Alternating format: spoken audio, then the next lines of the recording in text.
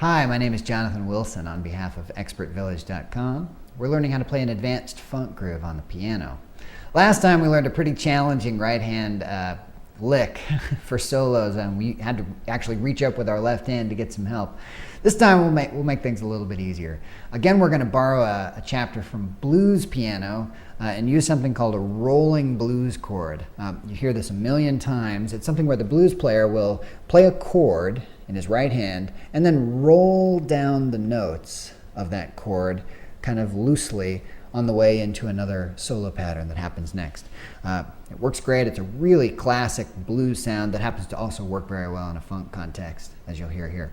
The way I like to do it, I've got one particular example where when you go up to that F7 chord in our groove, you roll an F9 in your right hand and then do this little kind of a chord pattern that I've got written out. Let's do this very slowly with the metronome so you can hear what I'm talking about.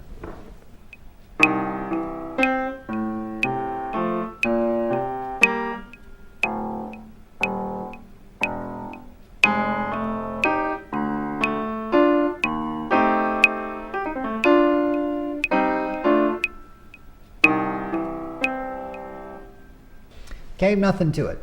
This is a lot easier than the last one, but very useful. In general, this kind of a rolling chord is something you should work out. Almost any chord that you can play, you can also roll down, and it adds a little bit of a lilt, or for lack of a better word, it just sort of breaks things up, and it adds this sort of oh, that was kind of cool.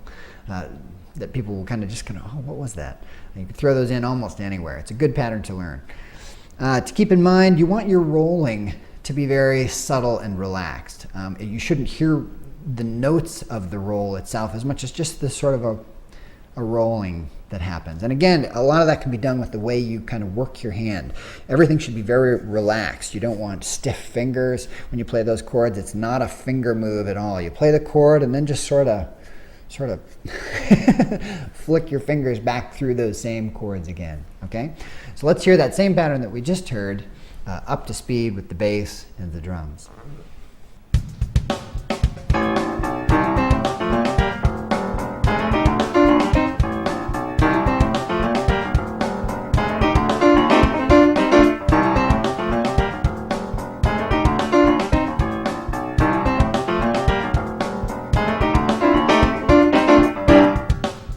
Okay, pretty cool. I like that one.